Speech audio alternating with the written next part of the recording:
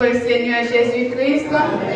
Pour ceux et celles qui ne me connaissent pas, ceux qui sont en présentiel ou qui me regardent à travers YouTube, je suis la sœur Lucie Zéphi. Je suis très contente d'être avec vous aujourd'hui pour pouvoir partager la parole de Dieu ensemble. Je remercie également le pasteur Devno qui a fait choix de moi aujourd'hui ainsi que sa femme, tous les collaborateurs qui sont avec lui, et je remercie le Seigneur pour cela. Je dis merci également à eux. Sans plus tarder, nous allons retrouver la parole de Dieu dans Marc chapitre 8, le verset 22 à 26. Marc chapitre 8, le verset 22 à 26. J'ai lu la parole de Dieu. Il se rendit à Bethsaïda et on l'amena vers Jésus, un aveugle, qu'on le pria de toucher. Il prit l'aveugle par la main et le conduisit hors du village. Puis il lui mit de la salive sur les yeux et lui imposa les mains. On lui demanda s'il voyait quelque chose. Il regarda et dit, « J'aperçois les hommes, mais j'en vois comme des arbres qui marchent. » Jésus lui mit de nouveau les mains sur les yeux, et quand l'aveugle en regarda fixement, il fut guéri, et vit tout discrètement. Verset 26 pour terminer. Alors Jésus les renvoya dans sa maison en disant, « N'entre pas dans la ville. » Parole du Seigneur. Amen. Voilà, mes frères et sœurs, la parole de Dieu nous a expliqué clairement. Et avec grand étonnement, quand je regardais comment la prière est déroulée aujourd'hui, quand le pasteur Tevino vient faire de la prière, et j'ai dit, bon, il est déjà prêché le message, c'était pas la peine de parler. Et la sœur qui dirige aussi, c'était la même chose. Je peux croire, il faut avoir l'obéissance quand nous sommes des enfants de Dieu. J'étais préparé un message, et quand je suis dans le métro, j'ai en train de réviser ce message. Et j'ai entendu quelqu'un me dire, c'est pas là, tu iras, c'est là. Et à grand étonnement, le message était déjà prêché ce matin. Et j'ai béni le nom du Seigneur pour cela. Et si j'ai un sujet à donner à ce message ce matin, je vais dire, avec Jésus, la guérison est possible. Est-ce que vous croyez ça, mes frères et sœurs? Avec Jésus, la guérison est possible. Est-ce que si je posais une question dans la salle pour demander avec une personne, est-ce qu'il y a une personne parmi nous qui ne connaisse pas de douleur ou qui n'avait pas une maladie? Et comme c'est sous moi-même celle-ci, j'allais dire oui, que je suis malade. Et je pense que pour chacun de nous, vous allez dire, si je passe le micro, ça va dire j'ai mal à la tête, ça va dire j'ai mal au ventre, ça va dire voilà j'ai une tension, ça va dire j'ai un diabète, chacun de nous malade. Mais nous croyons dans la puissance de Dieu. Il est le même hier, aujourd'hui, éternellement. Ce qu'il a fait dans le temps ancien, il peut le faire aujourd'hui, mes bien-aimés. Avant de commencer, je vais faire une différence pour vous entre deux lieux. Parce que j'ai lu que vous voyez, il y a un aveugle que Jésus avait guéri. Et vous connaissez vraiment l'histoire Bartimée, qu'il était un aveugle aussi, Jésus l'a guéri. Et il y avait deux lieux qui presque retrouvaient pareil. Et ces deux lieux-là, je vais faire la différence pour savoir où j'y vais. Voilà. La guérison de cet homme que vous connaissez très bien, que j'ai dit Bartimée, fils de Timée, c'est pour cela qu'il y a le différence entre ces deux lieux que tous ces gens-là ont trouvé la guérison.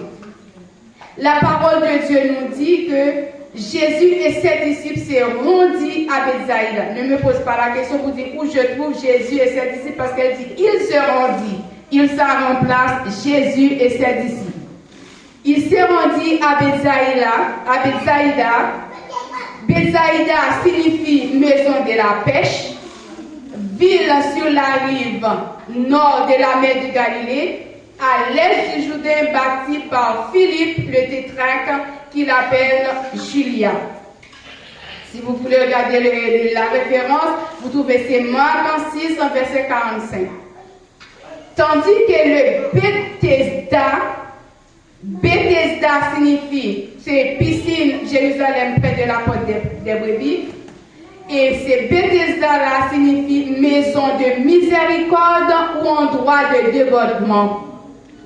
Une piscine subdivisée en 2 bassins avec des portiques a été découvert au nord du temple de l'église de Sainte-Anne en 1856.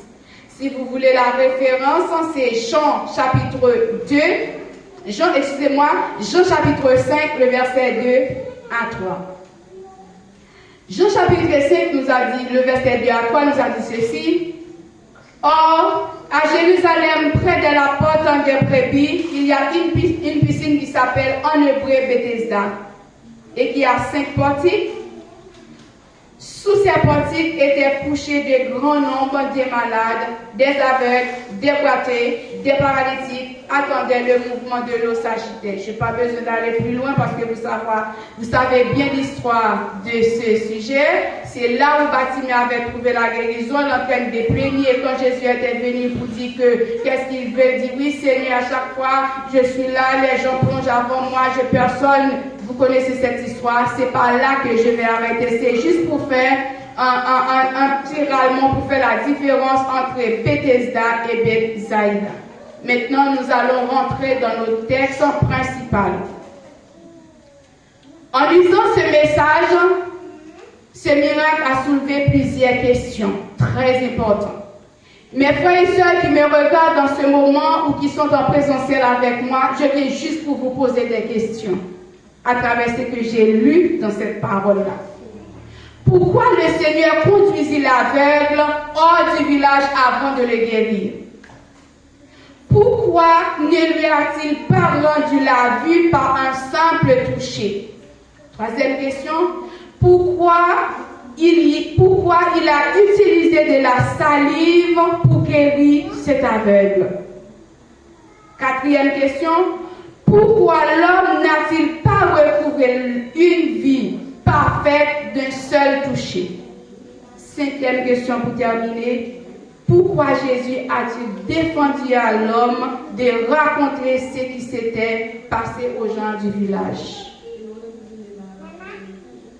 Est-ce que si je dis ça là, pour moi c'était bon? Parce que vous savez, notre Dieu, mes bien-aimés, notre Dieu, il est souverain. Il n'a pas compte à rendre sur sa façon de procéder à personne. Il avait sans doute de bonnes raisons pour agir comme il a fait, même si nous ne les connaissons pas. Chaque guérison se fait différemment, mais tous les gens puissent trouver la même guérison au nom de Jésus. Quand je regardais dans cette histoire que Jésus était en chemin, alléluia. Amen. Quand nous regardait, Jésus était en chemin. Les parents de cet homme savaient que Jésus a la puissance de guérir les malades. Et les parents garçons ça, te prend, jeune garçon, emmène côté Jésus. Nous changer parce que pour attirer un peu d'attention peut-être. Les Jésus rivé sur cet homme, il prend jeune garçon, il sortit dans le village ensemble avec lui. Jésus prend la boue qu'elle mettait dans les yeux garçon ça, il prend sa livre, le mettait, il posait une question pour demander s'il voit quelque chose. Et question que moi pose question déjà, moi dis pourquoi Jésus avant de guérir cet homme, l'obligé de prendre pour sortir dans le village la veille. Mais bien aimé, il y a un endroit qui est oublié. Bon Dieu, bon bagaille, il besoin de faire pour tout autre endroit, ça, tout autre lieu, ça, tout autre milieu, ça, Jésus pas faire. Parce qu'elle connaît s'il fait pour là, il pas bon. Il faut obliger sortir ensemble avec vous pour faire ça qu'elle besoin de faire pour vous. Et Jésus sortit avec garçon, il dit garçon, il lève pour la, ça il doit le mettre dans le ciel, il demande s'il voit quelque chose. Qui ça garçon qui répond nous-mêmes qui étaient dans l'élection? Il voit les hommes comme des arbres. Merci pour votre attention, frère Vinel. Garçon dit Jésus, moi mon yo comme pied bois cap marcher. Mais bien aimé, comment regarder votre soeur qui est à côté de vous? Comment regarder votre frère qui est à côté de vous? Vous ne les voyez pas comme un arbre qui marche? Il y a des comportements que nous gagnons envers frères et sœurs nous, ou bien nous gagnons envers pasteur nous. Ça veut dire nous pas ouais pasteur comme tout le monde. Nous pas pasteur comme petite maman qui est créée.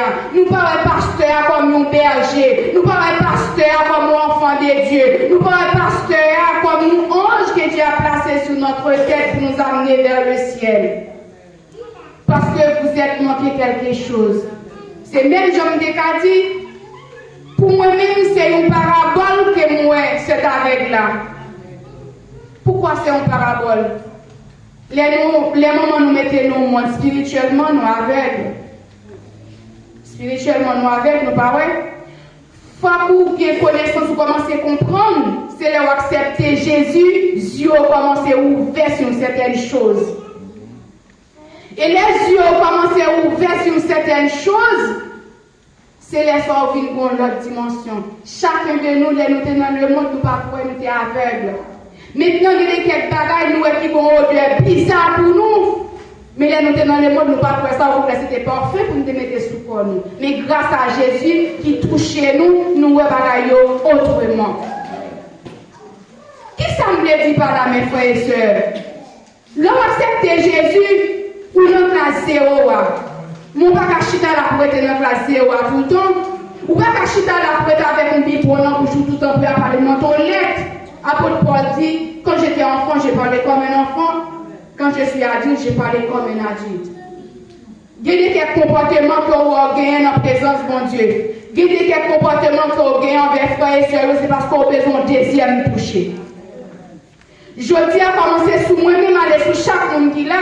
Nous allons nous poser quelques questions pour dire Jésus, la façon que moi, dans position homme, ça, qui était comme mon pied bois, la façon de parler, la façon de réagir, la façon de critiquer, ça qui a sorti dans la bouche, moi, viens regarder, nous sentons besoin de deuxième toucher. Eh bien, qui soit qu'on a pour faire. Ou pas dire Jésus que nous t'ai fait genou déjà devant un homme, nous t'ai converti.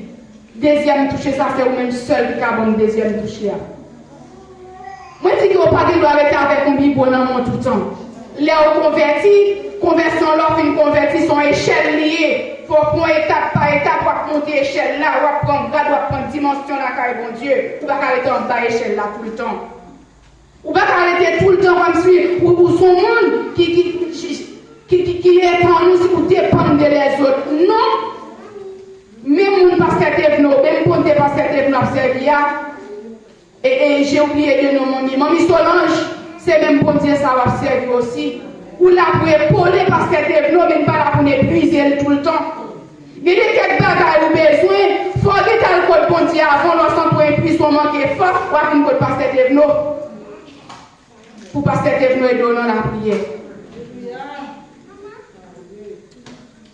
Dis mon Dieu, a besoin de deuxième toucher. Et quand l'Éternel reprend l'homme, non, il dit viens, il va le deuxième toucher. Il dit que qui sort maintenant? Il dit comme ça que moi, ouais, tout est clair discrètement. Là, nous voyons obéissance l'homme ça. L'homme ça, c'est ton monde qui obéit. Est-ce qu'on obéit sans mes frères et sœurs? Est-ce qu'on obéit sans les bon Dieu pas nous faire exactement ça bon Dieu vous faire? Est-ce qu'on pas là pour faire l'homme plaisir? Est-ce qu'on pas là pour chercher l'attention des hommes et pourtant bon Dieu pas là ça bon Dieu nous faire, c'est lui pour faire. Vaut mieux obéir à Dieu plutôt qu'obéir aux hommes. Nous voyons que ces garçons, dans l'obéissance, ils trouvaient quelque chose. Mes frères et sœurs, ou même quand Dieu sauvé déjà, ou même l'Éternel sauvé, ou même qui sentit l'Éternel fait quelque chose. Il ne faut pas tourner quand on est sorti. Les gens qui retirent dans saleté dans la boue, il faut laver, on plie la peau, il ne faut pas retourner encore, il ne faut pas salter sa dos, il ne faut pas la boue sa dos, parce qu'elle n'est pas bon pour vous. La traînons dans la mort, et des saltos on retrouve là, même si je vois carré, mais on sont morts, spirituellement, on sont morts en vacances. Il faut arrêter dans la volonté, bon Dieu. Et ce monsieur a trouvé la guérison. L'Éternel dit, monsieur, comme ça. Mon fils guéri. Nous guéris ou pas tourner côté où tu es sorti encore. Pas le raconter dans le village. Mes frères et sœurs, il y a des telles bagailles bon Dieu fait pour nous. Il faut regarder personnellement, regarder discrètement. Et l'aide du message, ça me dit, c'est ici où parler trop. Vous savez qui ça, Jésus dit, garçon, allez, pas raconter ça avec nous dans le village. Il y a des bénédictions que vous avez perdues, c'est non pas de raconter avec les autres qui jalousent de vous.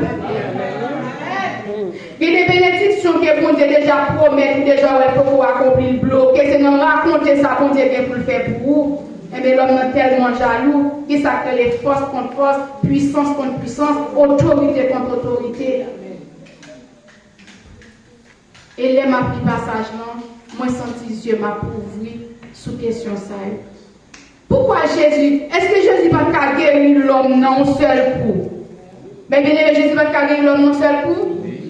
Eh bien, par contre, il arrête de parler là, mando sauve, pour pas dire qu'il veut, elle vient et puis Jésus guérit, oui Seigneur, même t'es là, nous sommes venus, nous la guérir, mais même nous connaissons là longtemps, nous ne pouvons pas bouger, Jésus dit qu'il sauve pour me faire pour vous. Mais Jésus guérit homme non?